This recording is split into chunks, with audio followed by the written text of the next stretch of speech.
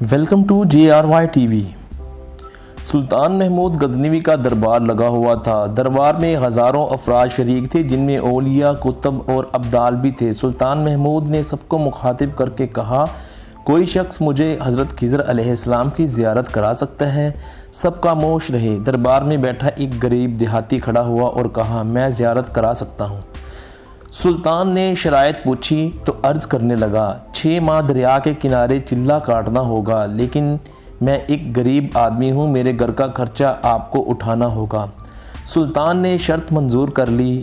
اس شخص کو چلہ کے لیے بھیج دیا گیا اور گھر کا خرچہ بادشاہ کے ذمے ہو گیا۔ 6 ماہ گزرنے کے بعد سلطان نے اس شخص کو دربار میں حاضر کیا اور پوچھا تو دیہاتی کہنے لگا، حضور کچھ وظائف الٹے ہو گئے ہیں، لہٰذا 6 ماہ مزید لگیں گے۔ مزید 6 ماہ گزرنے کے بعد سلطان محمود کے دربار میں اس شخص کو دوبارہ پیش کیا گیا تو بادشاہ نے پوچھا، میرے کام کا کیا ہوا؟ یہ بات سن کر دیہاتی کہنے لگا، بادشاہ سلامت، کہاں میں گناہگار اور کہاں حضرت خضر علیہ السلام۔ میں نے آپ سے جھوٹ بولا، میرے گھر کا خرچہ پورا نہیں ہو رہا تھا، بچے بھوک سے مر رہے تھے، اس لیے ایسا کرنے پر مجبور ہوا۔ سلطان محمود غزنوی نے اپنے ایک وزیر کو کھڑا کیا اور پوچھا، اس شخص کی سزا کیا ہے؟ وزیر نے کہا، سر اس شخص نے بادشاہ کے ساتھ جھوٹ بولا ہے، لہٰذا اس کا گلا کاٹ دیا جائے۔ دربار میں ایک نورانی چہرے والے بزرگ بھی تشریف فرما تھے۔ کہنے لگے، بادشاہ سلامت، اس وزیر نے بالکل ٹھیک کہا ہے۔ بادشاہ نے دوسرے وزیر سے پوچھا، آپ بتاؤ۔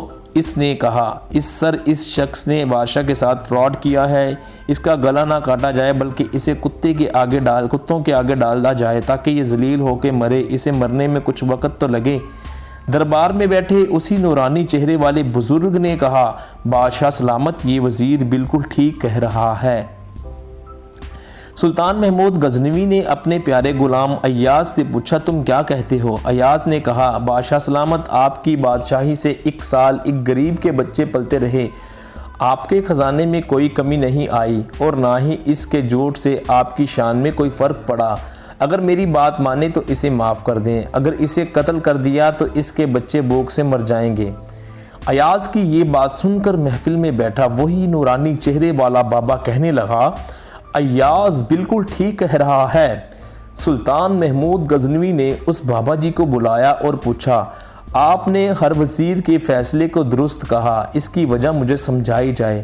بابا جی کہنے لگا، بادشاہ سلامت، پہلے نمبر پر جس وزیر نے کہا اس کا گلا کاٹا جائے وہ قوم کا قصائی ہے اور قصائی کا کام ہے گلے کاٹنا۔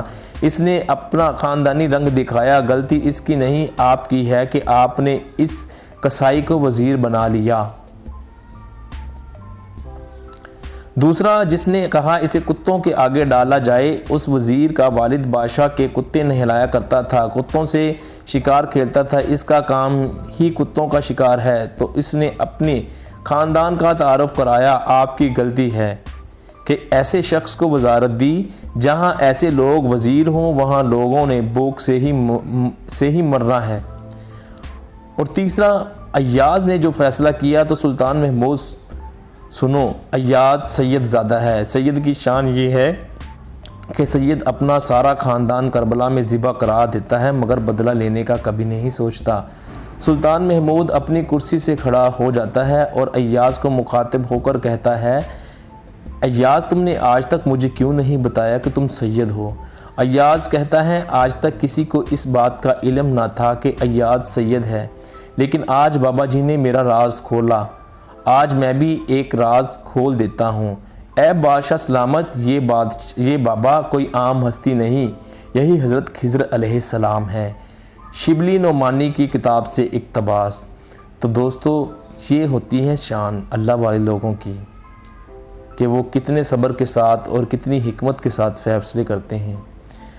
ویڈیو اچھی لگی ہے تو اس کو لائک کر دیں اور مزید اس طرح کی دلچسپ ویڈیوز سے باخبر رہنے کے لیے JRY TV کو ضرور سبسکرائب کر لیجیے۔